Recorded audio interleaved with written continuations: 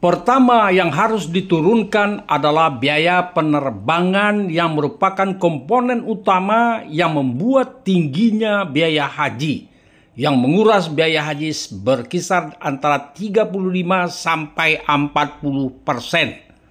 Sebagai bahan perbandingan, bisa kita lihat pihak travel umroh bisa mendapatkan biaya penerbangan jauh lebih murah dibandingkan dengan biaya penerbangan pelaksanaan ibadah haji.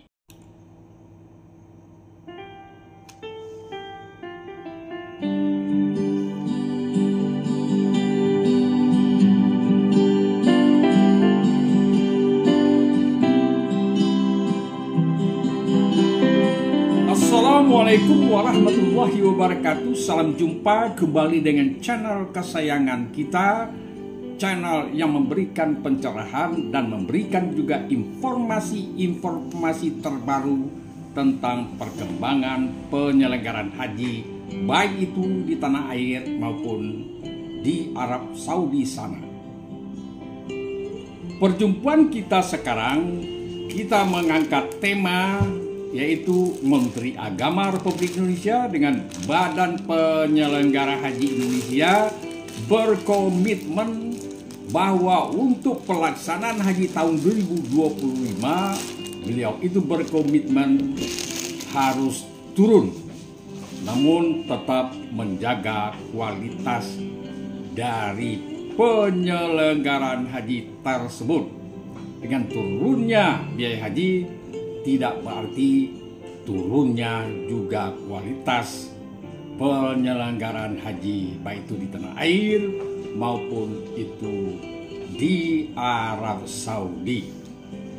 Baiklah saudaraku, sebelum kami memutarkan videonya kepada saudaraku, kami menghimbau bagi yang belum memberikan subscribe, tolong ditekan tombol subscribe-nya dan juga jangan lupa mengaktifkan lonceng notifikasinya agar Anda tidak ketinggalan di dalam menerima informasi terbaru dari pelaksanaan haji ini.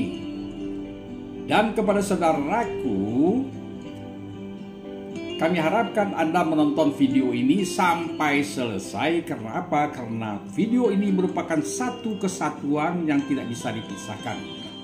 Jika Anda men-skip sebagian dari video ini, kami khawatir Anda nantinya akan gagal paham di dalam memaknai atau menyerap informasi yang kami berikan. Oke saudaraku, selamat menyaksikan atau selamat menonton.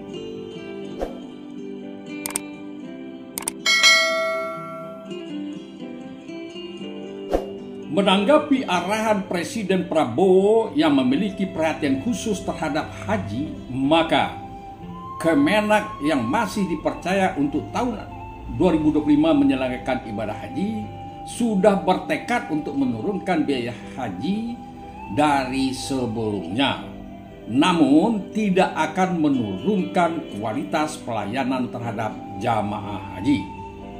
Hal ini dijelaskan oleh Menteri Agama Kiai Haji Nasruddin Umar di Kompleks Istana Kepresidenan Jakarta hari Jumat tanggal 27 Desember 2024. Intinya adalah bahwa biaya haji tahun 2025 akan lebih murah dibanding dengan tahun-tahun sebelumnya. Saudaraku, namun beliau belum bisa memberikan berapa pastinya biaya haji pada tahun 2025 tersebut. Sekarang Kemenak sedang menggarap revisi biaya dalam bentuk skema usulan biaya penyelenggaraan ibadah haji tahun 1446 Hijriah atau tahun 2025 Masehi yang disesuaikan dengan arahan Presiden.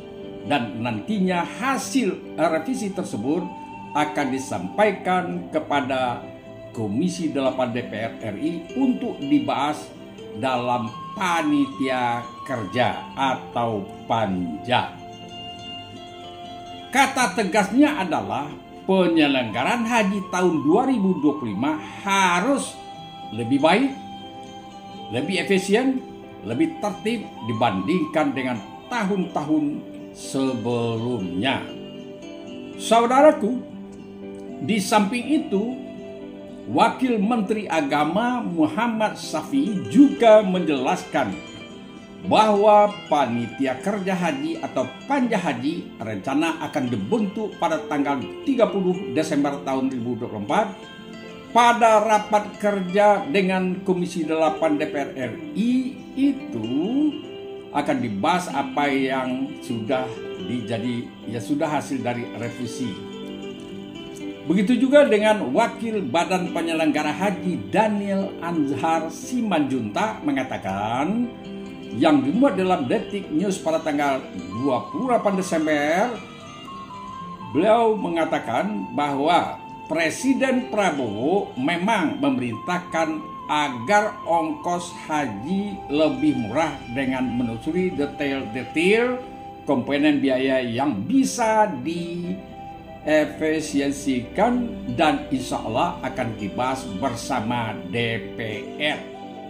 Oke saudaraku, mari kita coba menganalisa komitmen Kemenak dan Badan Penyelenggara Haji. Maka kita bisa lihat, kita bahas dua komponen penting, yaitu komponen luar, yaitu komponen luar negeri dan komponen dalam atau komponen dalam negeri atau intern. Sekarang kita bahas dulu tentang komponen luar negeri. Apa-apa saja kira-kira yang bisa kita press ke bawah atau kita efisiensikan atau kita turunkan, yaitu komponen di luar negeri. Yang pertama adalah yang harus diturunkan adalah biaya penerbangan, yang merupakan komponen utama yang membuat tingginya biaya haji, yang menguras biaya haji sampai 35-40%. Sebagai bahan perbandingan bisa kita lihat pihak travel umroh bisa mendapatkan biaya penerbangan jauh lebih murah jika kita lihat biaya penerimaan haji yang kita laksanakan selama ini. Yang kedua adalah komponen luar negeri yang perlu juga kita kaji ulang, yaitu adalah biaya di Masair atau di Armusna.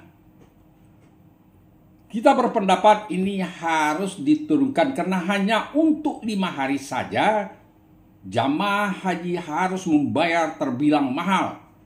Selama ini biaya mahal yang dikeluarkan tidak sebanding dengan pelayanan yang diterima jamaah baik itu di Arafah, Mina, dan di Musdalifah. Selanjutnya saudaraku, komponen ketiga dari biaya luar negeri yang perlu kita sigi bersama yaitu adalah berkaitan dengan akomodasi, yaitu pemondokan jamaah haji atau hotel jamaah haji. Kita menghimbau agar pihak perhotelan bisa menurunkan biaya hotelnya, mengingat jamaah Indonesia itu adalah terbanyak di dunia dan harusnya pihak hotel tidak menyamakan biayanya dengan negara lain yang tidak sebanyak jamaah haji Indonesia. Selanjutnya adalah komponen konsumsi yang masih bisa diturunkan, seperti kita menggunakan bahan yang berasal dari negeri sendiri. Selama ini Indonesia mengimpor dari negara-negara lain seperti Thailand misalnya. Dan juga komponen luar negeri yaitu transportasi sebenarnya masih bisa ditekan, terutama transportasi darat dari bandara ke Mekah, dari Madinah ke Madinah, dari Madinah ke Mekah, dari Mekah ke Madinah, dan sebaliknya maka ini perlu juga kita melakukan lobby-lobby atau tawar-menawar yang lebih rasional dengan para pengusaha atau perusahaan bus yang ada di Arab Saudi. Oke, saudaraku, mari kita sigi komponen atau kelompok yang berada di dalam negeri, biaya di dalam negeri.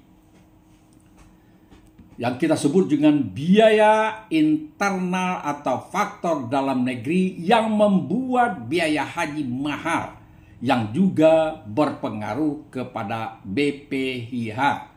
Seperti pembiayaan manasik, pembuatan seragam batik bagi jemaah, operasional haji di dalam negeri, dan kelompok bimbingan haji, serta kontrak penerbangan.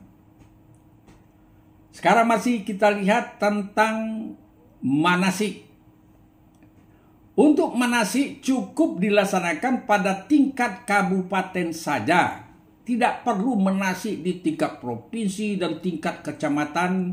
Pertimbangannya adalah jamaah calon haji sudah mengikuti bimbingan manasik di tempat masing-masing pada perusahaan jasa manasik di daerah masing-masing lebih kurang 6 bulan. Menurut kami dan menurut pengalaman kami itu sudah cukup pembekalannya.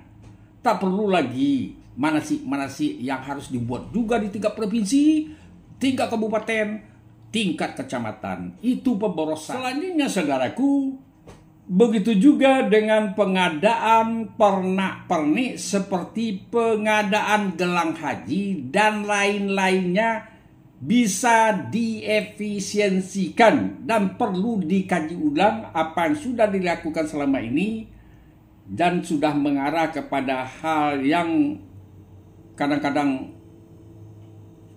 dalam tanda kutip sudah pemborosan. Oke saudaraku, mengingat kita bekerja dengan waktu, maka masalah biaya haji ini harus cepat diputuskan. Hal ini akan berpengaruh kepada proses-proses kontrak di Arab Saudi, terutama untuk Al-Musnah.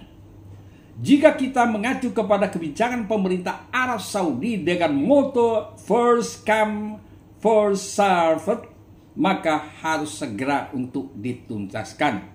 Jika terlambat, kita akan kalah cepat dengan negara-negara lain untuk mendapatkan lokasi dan fasilitas strategis terutama di Al-Musnah seperti tenda dan lain-lain sebagainya.